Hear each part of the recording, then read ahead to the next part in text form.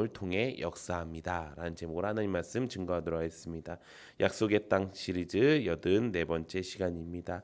오늘 이 말씀은 다 지명이지요. 이 지명은 이 베냐민 지파가 받았던 그 기업의 마을들에 대해서 이야기를 하고 있는 것입니다. 21절에서 24절까지는 이제 동편에 있었던 그 마을들과 성읍들에 대해서 이야기하고 있었고 25절에서부터 28절까지는 서편으로 나눠진 성읍들의 그 이름을 나열하고 있습니다. 각각 12성읍과 또 14성읍이 있습니다. 우리가 지명을 오늘 이제 말씀을 통해서 봤는데요.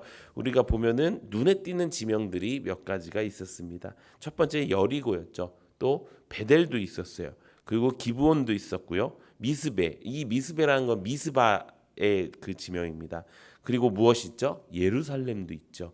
이 지명들은 성경상에서 여러 번 등장하는 굉장히 중요한 지명들의 하나였습니다. 이 당시 이 여호수아 시대와 그 다음에 이제 사사 시대까지는 그 실로라는 곳이 예배의 중심지였어요. 하나님을 예배드리는 중심지였어요. 근데 그 이후에는 예루살렘으로 그 중심지가 옮겨집니다. 그래서 결국에 이 베냐민 지파가 기업으로 받은 그 땅 안에서 성경에 많은 역사들이 이루어진다라는 것을 우리가 알 수가 있다라는 것입니다. 그렇다면 하나님께서는 왜 이 베냐민 지파에게 특별히 그런 땅을 허락하셨을까요? 그것은 모세의 예언이 있었기 때문인 것입니다. 신명기 33장 12절에 보면은 베냐민에 대해서 축복하는 내용이 나옵니다. 성경에 이렇게 기록되어 있습니다. 베냐민에 대해서는 일렀으되 여호와의 사랑을 입은 자는 그 곁에 안전히 살리로다. 여호와께서 그를 날이 마치도록 보호하시고 그를 자기 어깨 사이에 있게 하시리로다. 이렇게 모세가 이 베냐민을 향해서 예언하고 축복하는 말씀이 있었어요. 근데 이것을 아무도 기억하지 못했어요. 하지만 하나님은 기억하고 계신 거예요. 그래서 어떻게 합니까? 이들은 지금 어떤 상태예요? 그 일곱 족속 중에 그 지파 중에 하나잖아요. 이 일곱 지파 중에 일곱 지파는 이 여호수아한테 혼났지요. 너희는 왜 이렇게 더디게 움직이느냐라고 혼났죠. 그리고 지도를 그려오라고 해갖고 그 일곱 지파의 그 땅을 하사받게 되었죠. 그래서 베냐민 지파가 받은 땅이 어디예요? 요셉 지파와 또 그 유다 지파 사이에 있는 지파였어요. 근데 그냥 그렇게 강한 지파 사이에 껴있다고 생각을 했지만 그게 아니었던 거예요. 그 안에는 하나님의 놀라운 그 약속의 성취가 있었다라는 것입니다. 베냐민이 그것을 알고 그것을 받았을까요? 그러지 않았을 거예요. 하지만 하나님께서는요, 약속을 잃어버리지 않냐고 끝까지 지켜주셨다라는 것입니다. 사랑하는 성도 여러분, 여기서 우리가 알 수 있는 두 가지 은혜가 있습니다. 첫 번째는요, 하나님이 약속하신 것, 하나님이 계획하신 것은 절대로 바뀌지가 않는다라는 것입니다. 우리는 약속도 하고 계획도 합니다. 근데 우리는 약속도 파기할 수 있고요. 계획도 파기가 될 수가 있어요. 근데 전지전능하시고 완전하신 하나님께서는요, 우리와 한 약속을 단 하나도 바꾸지 않으신다는 거예요. 우리를 향해서 놀라운 계획을 펼치실 때도 단 하나도 바꾸지 않는다라는 것입니다. 사람은 한정적이에요. 하지만 하나님은 영원하시기 때문에 사람은 잊어버릴지 몰라도 하나님은 그 약속을 지켜주신다라는 것입니다. 무엇으로 지켜주실까요? 말씀으로 지켜주시는 거예요. 성경을 통해서 지켜주시고 성령을 통해서 지켜주시고 교회를 통해서 지켜주신 거예요. 그래서 우리가 이것을 뭐라고요? 은혜라고 이야기하는 것입니다. 그래서 이게 은혜의 수단이에요. 하나님께서는요, 이 말씀을요, 뭘로 주셨어요? 약속의 말씀으로 주셨잖아요. 구약과 신약, 오래된 약속, 새로운 약속. 이 약속을 성경으로 주셔서 우리 안에 누가 오게 하셔요? 성령님이 오게 하시는 거예요.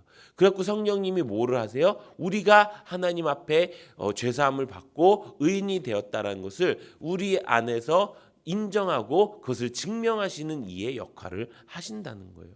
그리고 나서 우리를 어떻게 해요? 그렇게 완전히 전과 다른 새로운 사람이 되어서 전에는 죄인이었지만 이제 의인이라 칭함받고 거듭나서 이제 어떻게 해요? 하나님의 가정인 교회 안에서 자라나게 하신 것.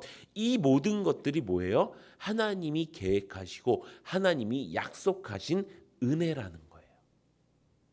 이것을 잃어버리는 순간 사람은요, 다시는 하나님 앞에 나아갈 수 없을 뿐더러 하나님이 살려주신 그 길을 잃어버리게 된다라는 것입니다. 그래서 우리가 이것을 목숨 걸고 지켜야 된다라고 말하는 것입니다. 그런데 많은 사람들이 이 약속을 잃어버렸죠. 이 계획을 생각을 하고 있지 않죠. 왜 그럴까요? 그것은 이 땅이 점점 마지막 때가 오면서 마귀의 공격이 점점 더 심해졌기 때문이라는 것입니다. 그것이 두 번째 하나님께서 우리에게 주신 은혜라는 것입니다. 무엇이 은혜냐? 하나님이 우리에게 주신 그 은혜를 이룰 수 있는, 지킬 수 있는 방법을 주셨다. 그것이 두 번째 은혜입니다. 많은 사람들이 세상 속에서도 하나님을 믿으려고 애쓰는 사람들이 많이 있습니다. 그런데 막상 그렇게 되지 않아요. 왜 그럴까요? 그것은 거듭나지 않았기 때문이에요. 나는 거듭났다고 생각을 해요. 그리고 거듭난 줄로 알고 있어요. 또 예수님만 믿으면 천국 간대요. 그러니까 나는 천국 가는 줄을 알고 있어요. 그런데 내 삶은 하나도 안 변했어요. 내가 아직도 고통 가운데 있으면은 아직도 세상 사람들과 똑같은 반응이고, 아직도 내 생각은 더럽고, 아직도 내 마음은 더러워요. 왜 그럴까요? 그것은 내가 진짜 거듭났는지를 내가 확인하지 않아서예요. 내가 진짜 거듭났다면, 내가 다시 태어났다면 지금 나는 무슨 상태예요? 어린아이 상태예요. 아기 상태란 말이에요. 아기가 자기가 성경책 들고 1살, 2살 되는 아기가 자기가 성경책 들고 주님 앞에 나와갖고 간절히 눈물로 기도합니다. 이렇게 할 수 있나요? 없어요.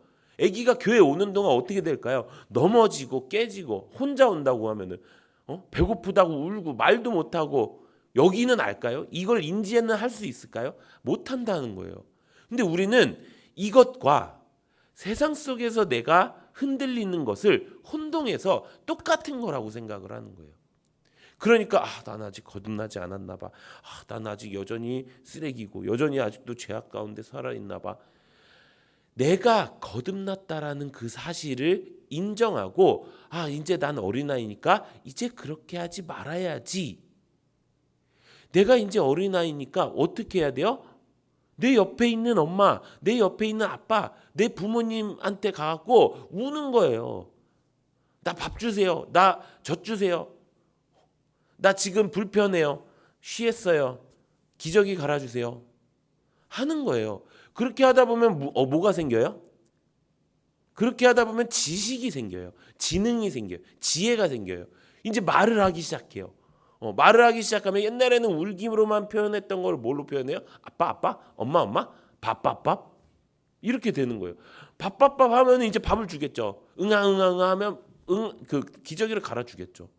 그 다음에 뭐가 생겨요? 말을 할 수 있게 되는 거예요. 그 단계가 자라남인 거예요. 근데 우리는 딱 바뀌자마자, 거듭나자마자 우리가 무슨 성인처럼 막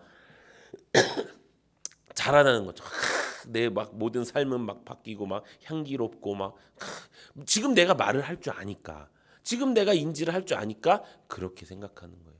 근데 이것을 할 수 있게끔 하나님이 만들어 주신 게 뭐라고요? 바로 순종이라는 거예요. 어떤 목사님이 하신 말씀이 있더라고요. 그 말씀이 정말 은혜가 되었는데, 우리는 우리 인생의 운전대를 놔야 된다고 얘기하더라고요. 그거를 놔야 주님이 그 운전대를 잡으시고, 나는 보조석에서 주님이 가라 하시면 가고, 주님이 멈추라 하시면 멈출 수 있는 사람이 돼야 된다. 그것을 뭘로 할 수 있느냐? 나는 말씀 앞에 순종하는가? 나는 주님 앞에 순종하는가? 나는 교회 앞에 순종하는가? 이걸로 알 수 있는 거예요. 내가 아직 어린아이 같아요. 내가 아직 그거 같아요. 내가 아직 정말 철없이 아직도 구원받지 못한 죄인 같아요. 그럼 거듭나십시오. 근데 그 거듭남을 어떻게 알 수 있어요? 순종을 하면 알 수 있다는 거예요. 내가 순종을 하는 사람인지 내가 반박을 하는 사람인지 내가 순종을 하는 사람인지 내가 대적을 하는 사람인지 내가 그 말씀 앞에 내가 성령님의 주신 그 마음 앞에 내 마음이 먼저 우선순위가 되는 사람인지 아닌지 그거는 내가 실제로 순종을 할 수 있는지. 아이가 부모의 말을 잘 들으면 잘 자랍니다. 물론 올바른 부모가 올바르게 키웠을 때 그걸 뭐라고 해요? 아이가 부모한테 순종하는 거예요. 그럼 잘 자라요. 되게 간단한 원리예요. 근데 어릴 때부터 내 생각으로 그러니까 태어날 때부터 사춘기를 겪고 태어난다. 이러면은 아이가 잘 자라겠습니까? 그렇지 않다는 것입니다. 사랑하는 성도 여러분, 내가 하나님 앞에 바로 선 영혼이 되기 위해서 하나님의 주신 그 은혜의 모든 것들을 다 누리기 위해서 우선 내가 먼저 해야 될 것, 내가 주님 앞에 순종하고 있는가? 나는 어린아이입니다. 나는 갓난아기입니다. 이것을 인정하고 주님, 그러니 주님이 필요합니다. 주님이 내 옆에 계셔야 됩니다. 주님이 말씀하실 때마다 내가 그것을 순종하겠습니다. 주님이 교회 안에서 나보고 이거 하지 말라고 할 때마다 이거 하지 않겠습니다. 이거 하라고 할 때마다 이거 하겠습니다. 라고 하는 그 순종이 있으면 우리는 거듭난 사람이고 우리는 주님의 은혜를 받아 구원을 얻은 사람인 줄로 믿습니다.